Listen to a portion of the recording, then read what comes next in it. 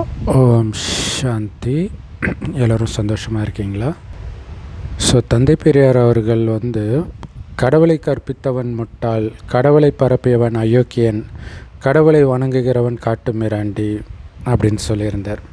இப்போ கூட அது எல்லா பெரியாருடைய சிலைகளுக்கு கீழேயும் இருக்கும். ஸோ பெரியார்னாலே இதுதான் அப்படின்றதுனால தான் இதை மட்டும்தான் வச்சுருக்கிறாங்க. இல்லை இப்போ இயேசு போட்டால் அவர் கீழே என்ன போடலாம்? ஒரு கன்னத்தை அறிந்தாலும் ஒரு கன்னத்தை காட்டு, அதோடைய சிம்பாலிஃபிகேஷனும் அவர் இருக்கிறார். ஸோ இவருடைய சிம்பாலிஃபிகேஷன் கடவுளை கற்பித்தவன் முட்டாள், கடவுளை பரப்பியவன் அயோக்கியன், கடவுளை வணங்குகிறவன் காட்டு மிராண்டி. ஸோ அதைத்தான் எல்லா பெரியார் சிலைக்கு கீழேயும் பார்க்கலாம், அல்லது அவர் சம்மந்தப்பட்ட எல்லா இடத்துலையுமே இந்த வாசகம் மட்டும்தான் இருக்கிறத நம்ம பார்க்க முடியும். ஸோ இந்த வாசகம் தப்பாக ரைட்டா அப்படின்னா 100% ரைட். ஆனால் எப்படி ரைட்டுன்னு பெரியாருக்கே தெரியாது அப்படிங்கிறது தான் அர்த்தம்.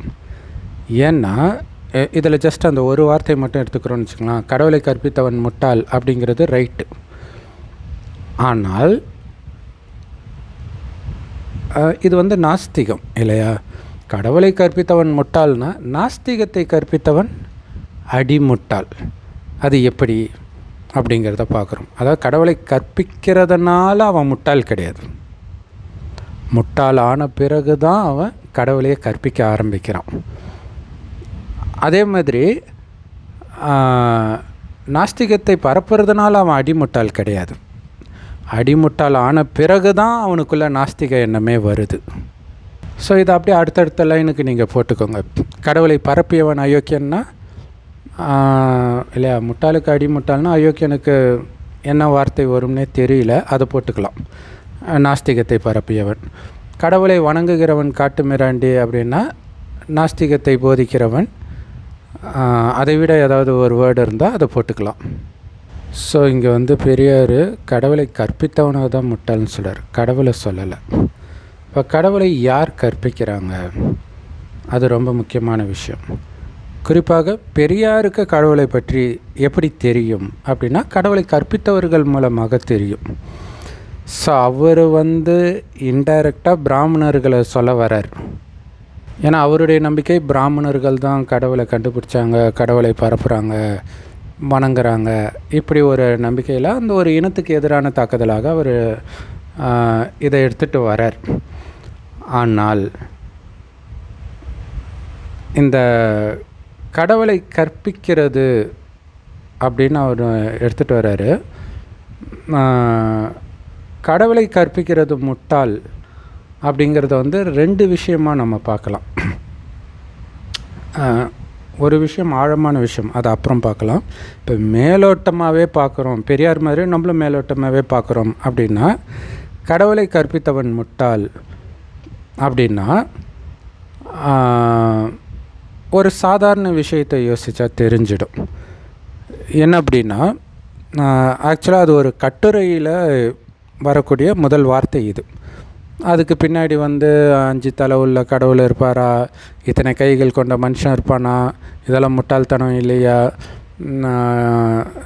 சாப்பாட்டுக்கு வழி இல்லாத இந்த நாட்டில், தலையில் எண்ணெய் தடவ முடியாத இந்த நாட்டில், சாமிக்கு அபிஷேகம் எண்ணெயிலையும் தேனிலையும் இளநீர்லையும் பண்ணுறது முட்டாள்தனம் இல்லையா, இப்படியெல்லாம் புலம்பி இருப்பார்.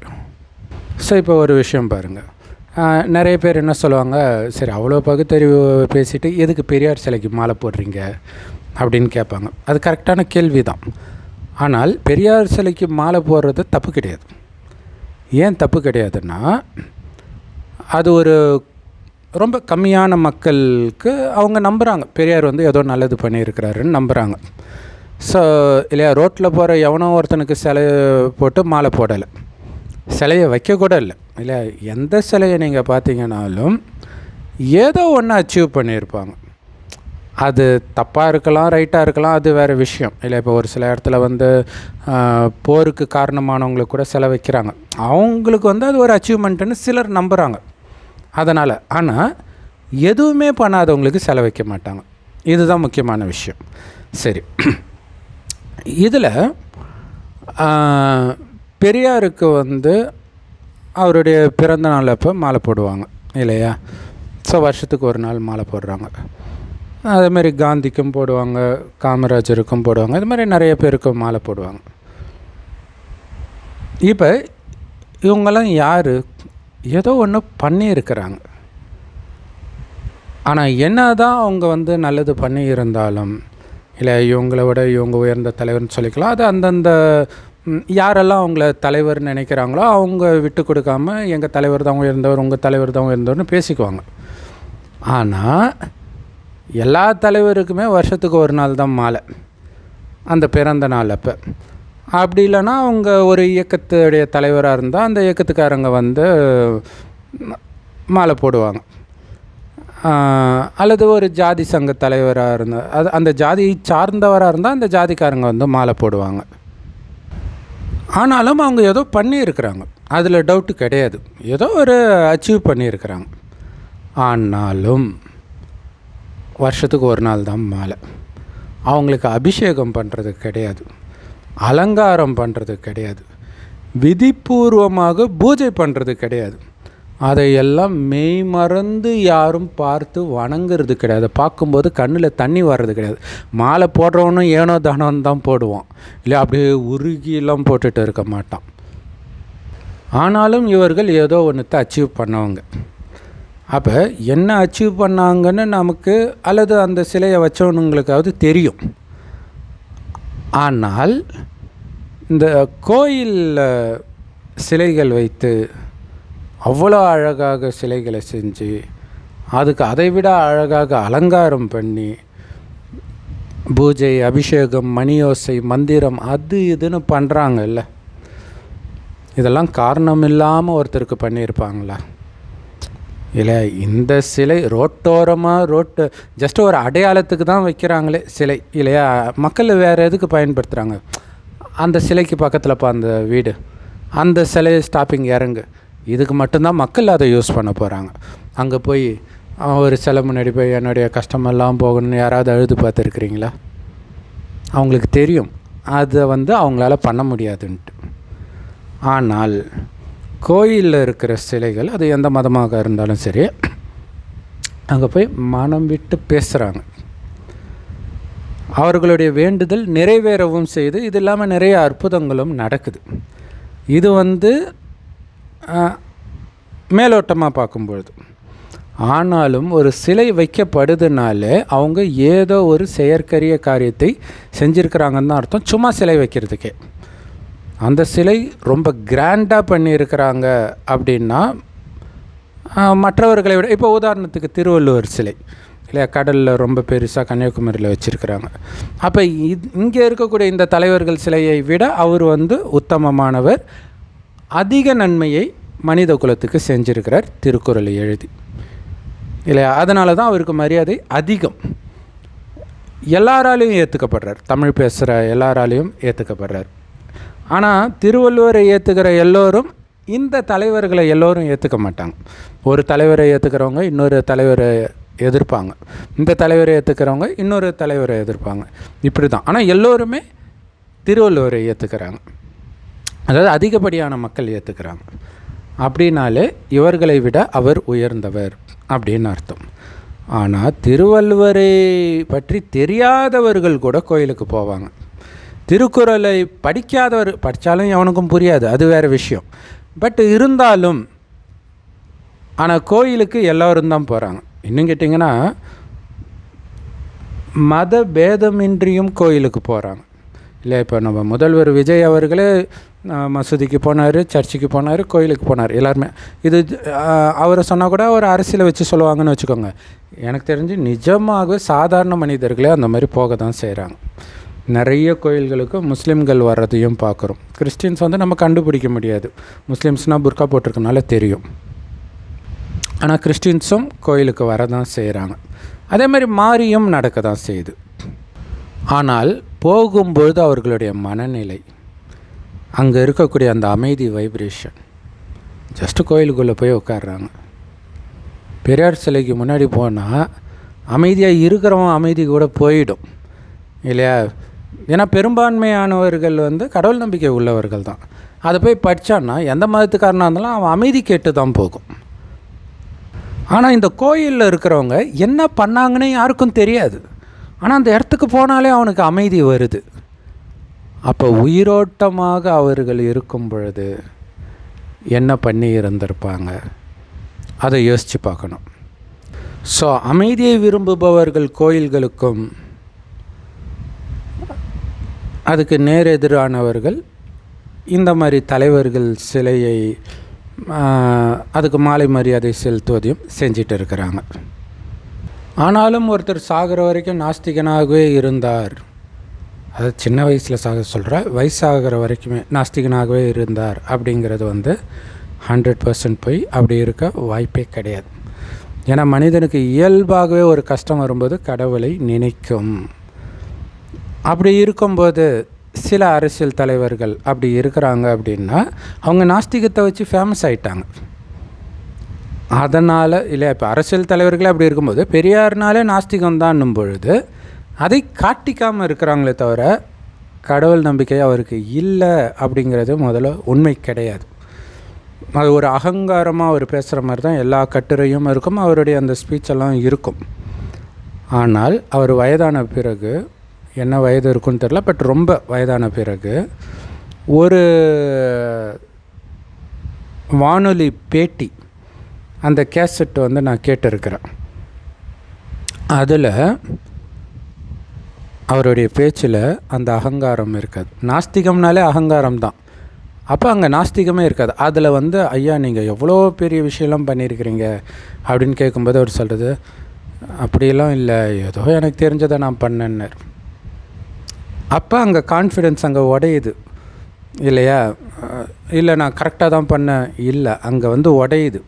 நான் பண்ணது ரைட்டாக என்னன்னு எனக்கே தெரியல, ஏதோ எனக்கு தெரிஞ்சதை நான் பண்ணேன் அப்படின்னு சொல்கிறாரு. அது ஃபுல்லாகவே, அந்த பேட்டி ஃபுல்லாகவே பணிவாக தான் இருக்கும், நாஸ்திகமே இருக்காது. சரி, இப்போ யார் அந்த கோயிலில் இருக்கிறவங்க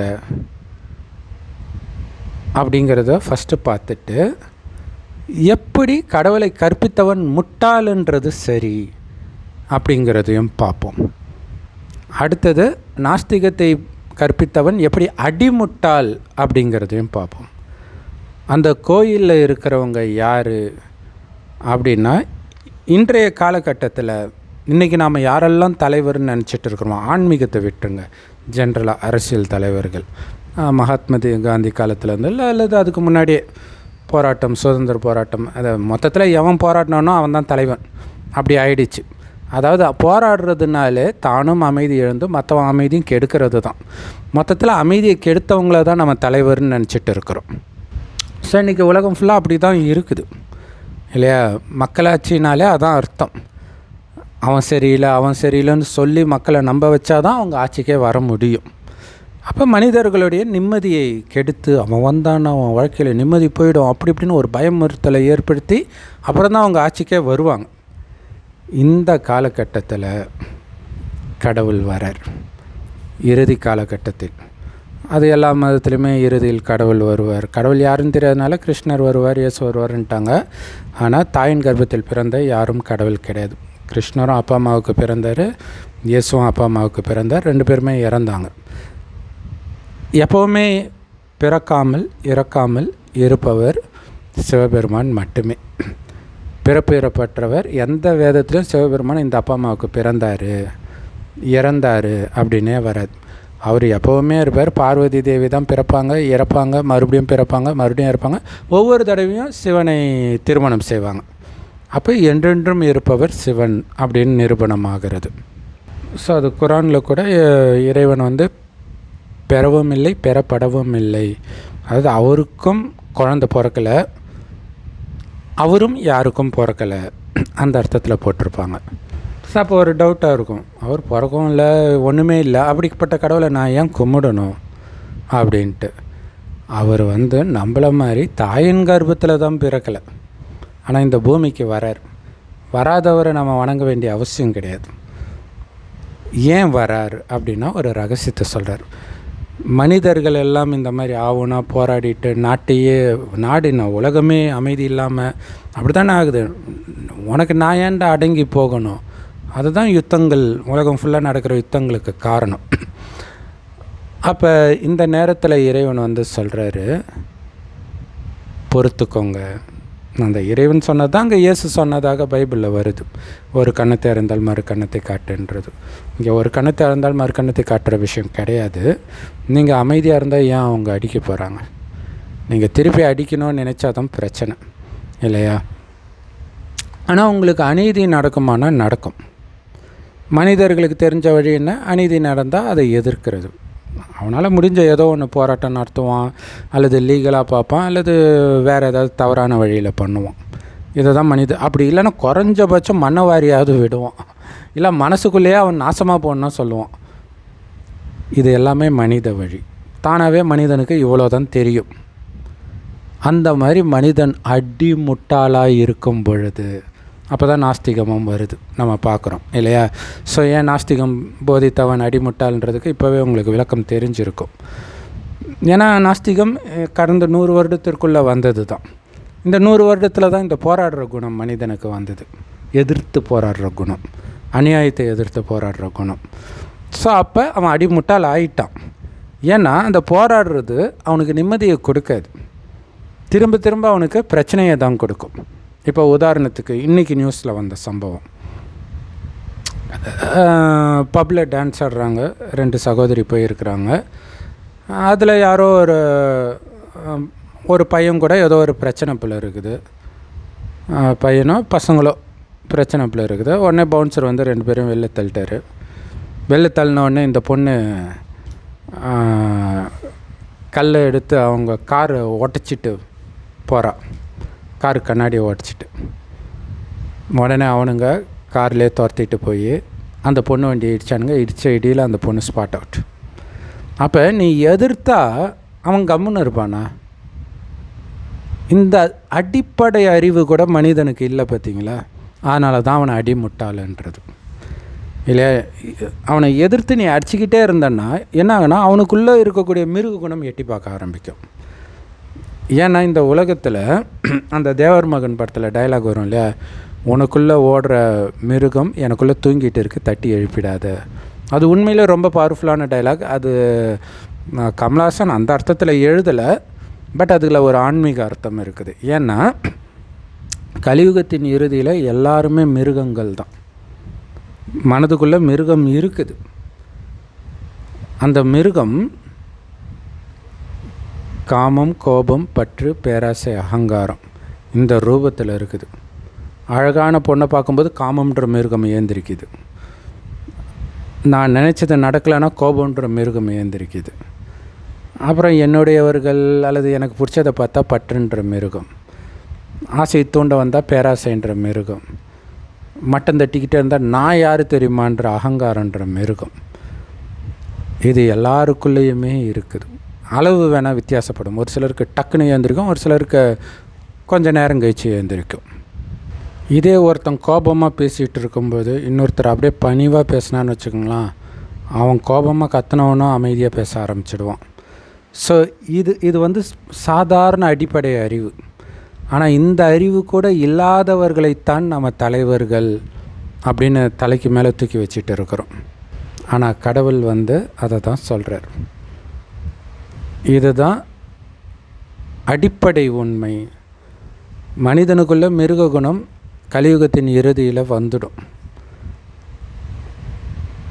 அதை தூண்ட தூண்ட இன்னும் அது அதிகமாகும் இல்லையா? ஒருத்தனுக்கு அநீதி இழைக்கப்பட அவனும் இன்னும் மிருகமாயிடுவான்.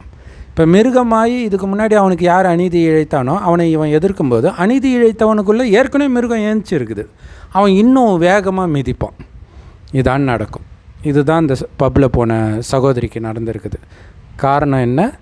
நம்ம பாட புஸ்தகத்தில் இந்த மாதிரி எதிர்க்கிறவங்கள, அந்த பாரதியார் பாட்டே வரும் இல்லையா, பாதகம் செய்பவரை கண்டால் எட்டி உத, காரி துப்பு.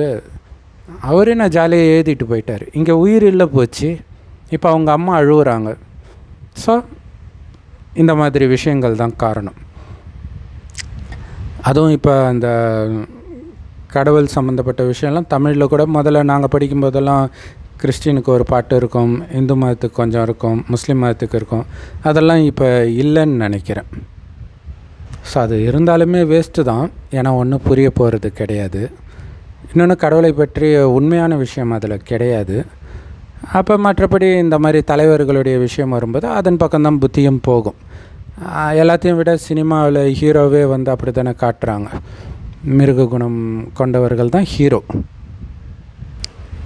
ஸோ இந்த 5000 வருட காலச்சக்கரத்தில் கடைசியின் ஒரு வருடம் கடவுளே இந்த பூமிக்கு வரார். அவர் தான் இந்த 5000 வருட காலச்சக்கரத்தை பற்றிய சொல்கிறார். இதில் முதல் பாதி சொர்க்கமாக இதே பாரத பூமி இருந்தது. அங்கே வாழ்ந்தவர்களை தான் தெய்வம்னு நம்ம கோயில் கட்டி கும்பிட்றோம் இந்துக்கள். இப்போ எங்கே போயிட்டாங்கன்னா, எங்கேயும் போல் மறுஜன்மம் எடுத்து அவர்களே அடுத்த 2500 வருடத்தில் பாவம் செய்யக்கூடிய மனிதர்களாக, காமம், கோபம், பற்று, பேராசை, அகங்காரத்தில் விழுந்தவர்களாக மாறுறாங்க. அது வரைக்கும் அதில் விழாமல் இருந்ததுக்கான காரணம், அவர்கள் யாரும் தங்களை அழியக்கூடிய உடம்புன்னு நினைக்காமல் இந்த உடலை இருக்கக்கூடிய ஆத்மானான்ற உணர்வில் இருப்பாங்க. ஆத்மானா உயிர். அது பூர்வமத்தியில் நட்சத்திரம் மாதிரி ஜொலிக்கிறனால தான் இங்கே போட்டு வைக்கிற பழக்கம் இருக்குது.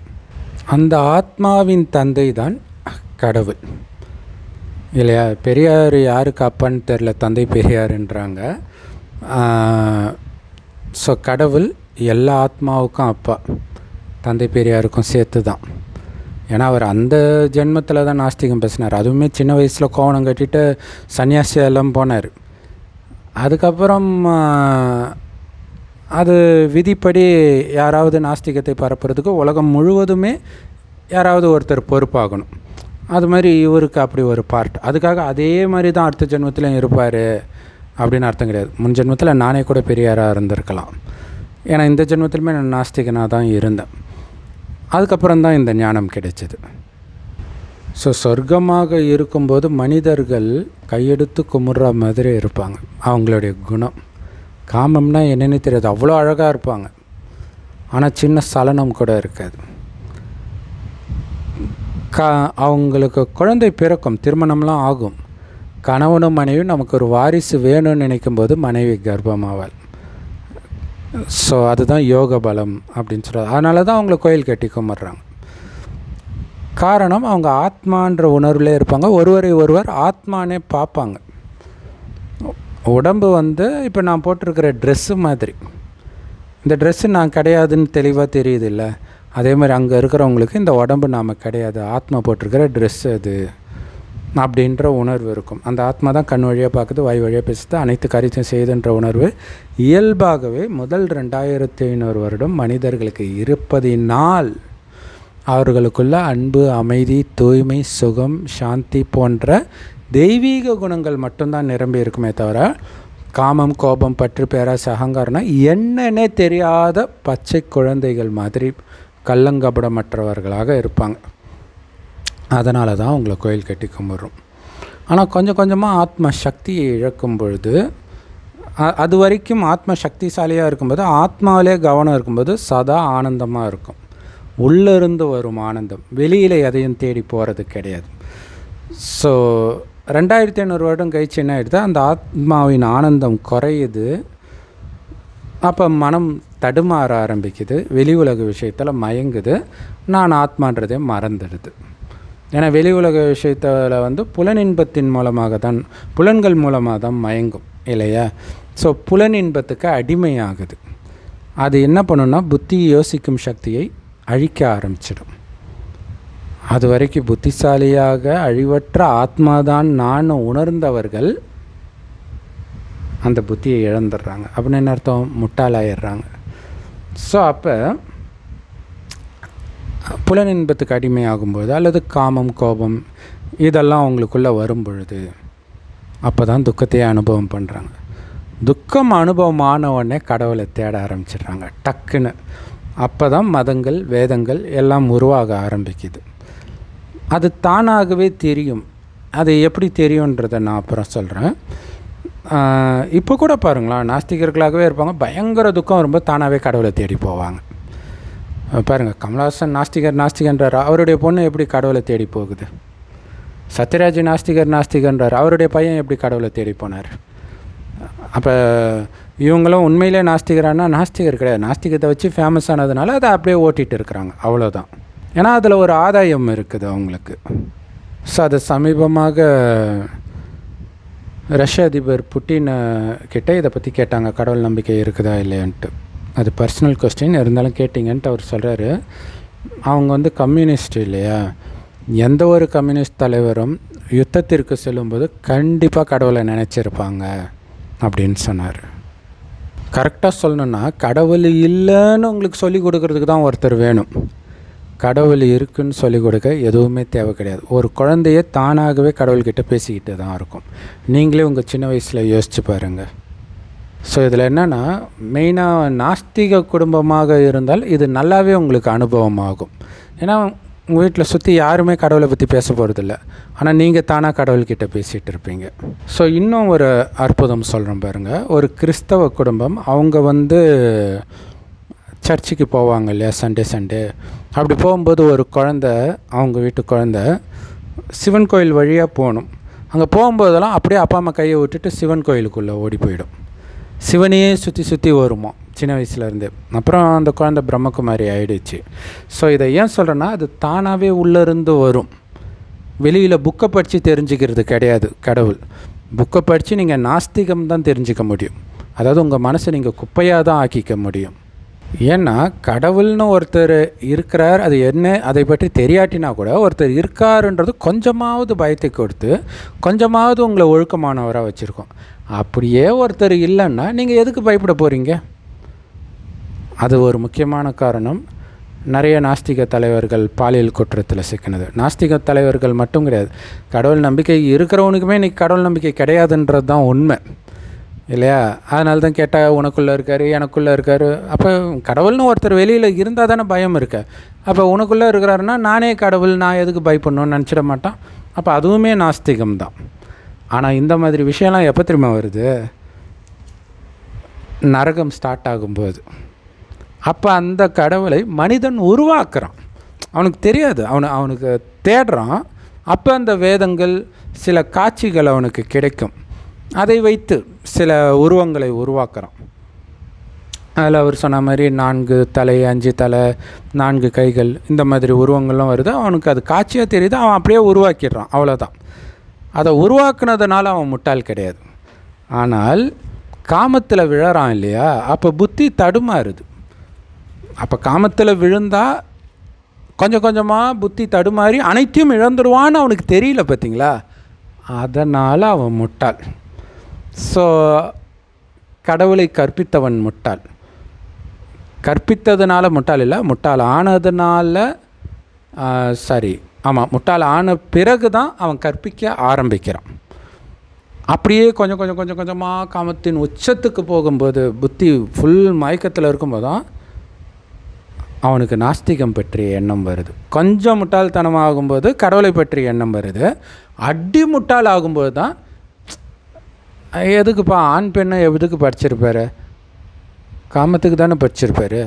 ஏன் மனைவியை பார்த்தா தான் காமம் வருமா? ஏன் மற்றவங்கள பார்த்தா காமம் வராதா? இதோடைய வெளிப்பாடு தான் நாஸ்திகம் வந்தது. அதுவும் சின்ன குழந்தைங்களுக்கு நாஸ்திகம் போதிக்கிறது இருக்குது பாருங்கள். சின்ன குழந்தைங்கள ஆபாச படம் பார்க்க வைக்கிறத விட மிகப்பெரிய பாவம். ஏன்னா சீக்கிரமாக கெட்டு போகிறதுக்கான வழியை நம்ம சொல்லி கொடுக்குறோம். ஸோ இதெல்லாம் கடவுள் கிடையாது, இதெல்லாம் வெறும் சிலதான்ட்டு குழந்தை மனசில் ஆழமாக பதிய வச்சுட்டா ஏற்கனவே ஆபாசம் கொட்டி கிடக்குது.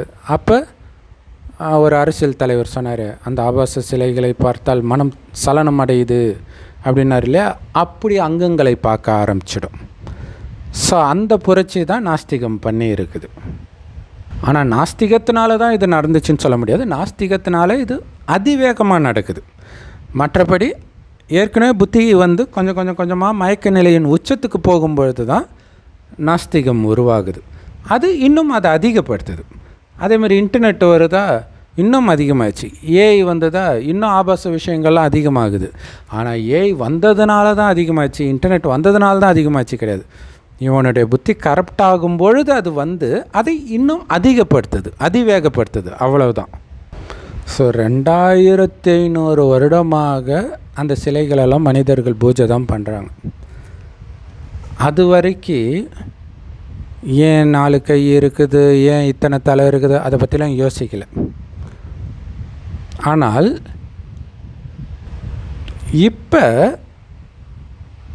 இப்போவும் அதை யோசிக்கலை. கடவுள் இல்லைன்னு சொல்கிறதுக்கு அதை பயன்படுத்திக்கிறாங்க.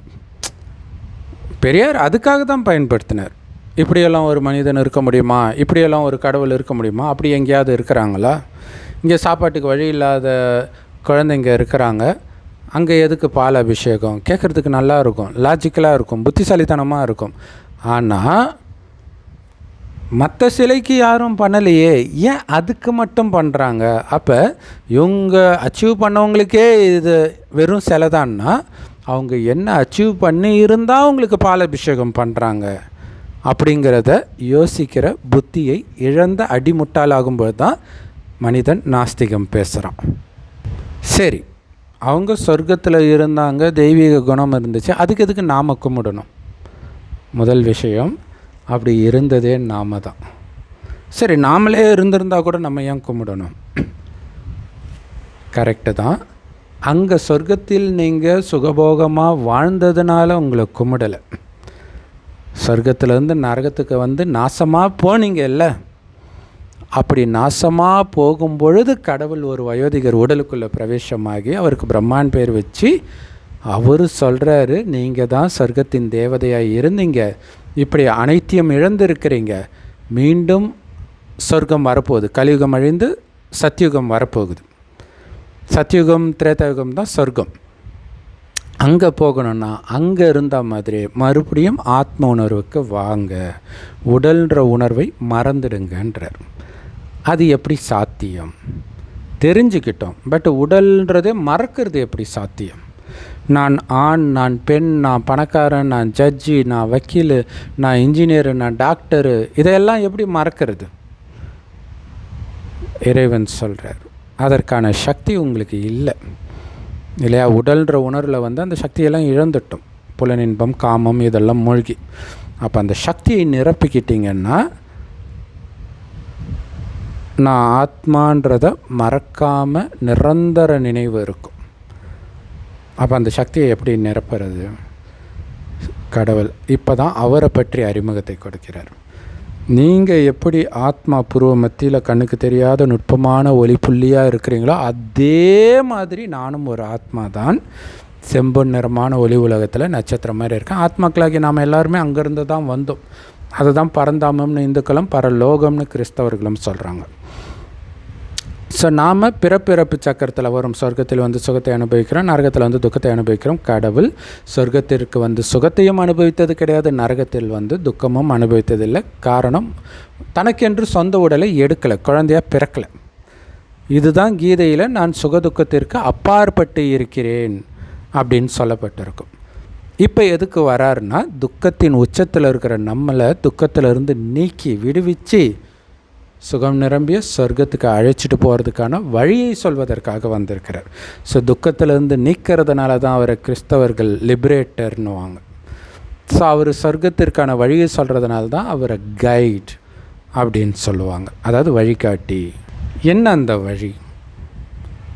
இதுவரைக்கு கோயிலுக்கு போகிறது, பூஜை பண்ணுறது, பட்டினி கிடக்கிறது, நெருப்பு மேலே நடக்கிறது, இமயமலைக்கு போகிறது, மெக்காவுக்கு போகிறது, ஜெருசலம் போகிறது, திருப்பதி போகிறது, இது எல்லாமே பக்தி. இது எல்லாமே மனிதர்கள் உருவாக்கிய வழிகள். கடவுள் அதன் மூலமாலாம் கடவுளை அடைய முடியாது.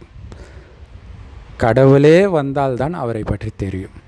ஸோ அவர் ஒரு வயோதிகர் உடலில் அவருக்கு பிரம்மான் பேர் வச்சு அவர் வாய் வழியாக இந்த ஞானத்தை யார் கேட்குறாங்களோ அவங்க தான் பிரம்மகுமார் குமாரிகள். ஸோ இறைவன் கொடுக்குற ஞானத்தை கேட்கணுன்னா எல்லா பிரம்மகுமாரிகள் ராஜயோக தியான நிலையத்திலும் முற்றிலும் இலவசமாக போதிக்கப்படுது. யூடியூப் வெப்சைட்ஸ்லாம் இருக்குது. அதோடய லிங்க் நம்ம வாட்ஸ்அப் சேனலில் டெய்லியும் போஸ்ட் பண்ணுவோம். அதோடய லிங்க் இந்த வீடியோக்கு டிஸ்கிரிப்ஷனில் இருக்கும். அவசியம் அந்த வாட்ஸ்அப் சேனலை ஜாயின் பண்ணுங்கள். ஸோ அந்த ஞானத்துடைய சாரம் என்னென்னா, உங்களை ஆத்மானு சிவபரமாத்மாவை நினைக்கணும். செம்பன் நிறமான ஒளி உலகத்தில் நட்சத்திரம் மாதிரி, செவ்வானத்தில் நட்சத்திரம் மாதிரி இறைவனை நினைக்கணும்.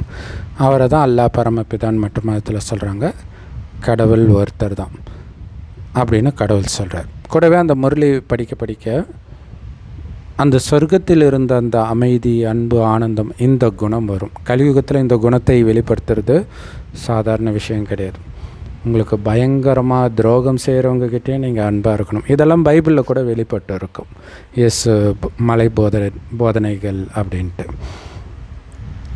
ஸோ அப்போ அது எப்படி சாத்தியம்னா, இறைவன் சொல்கிறாரு, இந்த 5000 வருஷத்தில் என்ன நடக்குதோ அது ஏற்கனவே நிச்சயிக்கப்பட்டு இருக்குது. அப்படின்னா 5000 வருஷம் முன்னாடி இதே நாள், இதே நேரம், இதே வீடியோ பார்த்துருந்தா தான் நீங்கள் பார்ப்பீங்க.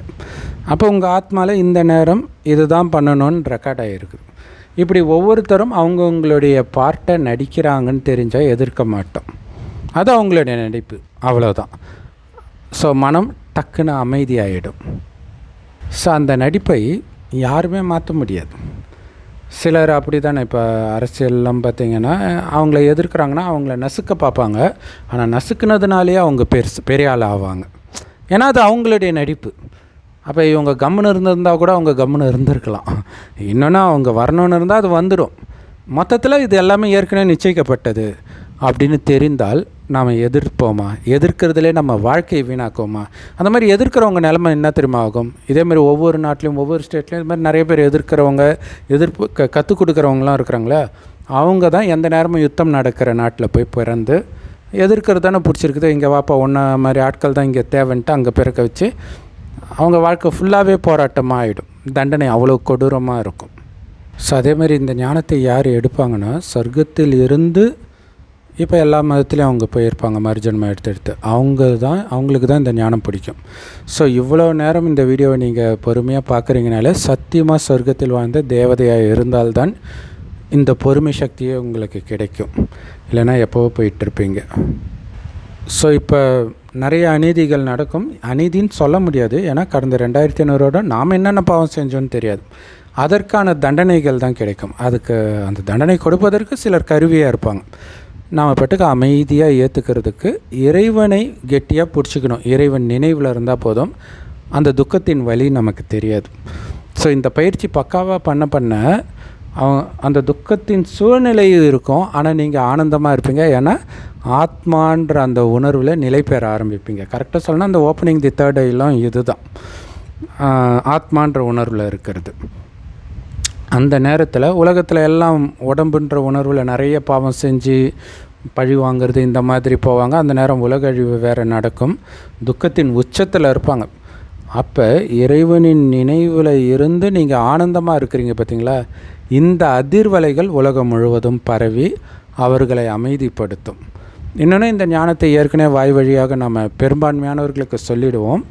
சொல்ல முடியாதவர்களுக்கு காட்சியாக கிடைக்கும். உங்களுடைய சுபமான எண்ணம் அவர்களுக்கு யாரோ எதிரிருந்து பேசுகிற மாதிரி ஒரு உணர்வு ஏற்படும். ஸோ இதை தான் கிறிஸ்தவர்கள், முஸ்லீம்களை ஏஞ்சல்கள், மலக்குகள் அப்படின்னு சொல்கிறாங்க. எல்லாமே நாம் இங்கேருந்து இந்த கலியுகத்திலிருந்து முழுக்க புத்தியை நீக்கிறீங்க. இறைவன் தான் எனக்கு அப்பா, அம்மா, கணவன், மனைவி, குழந்தை, சகோதரன், நண்பன், எல்லா சகலமும் அவரே.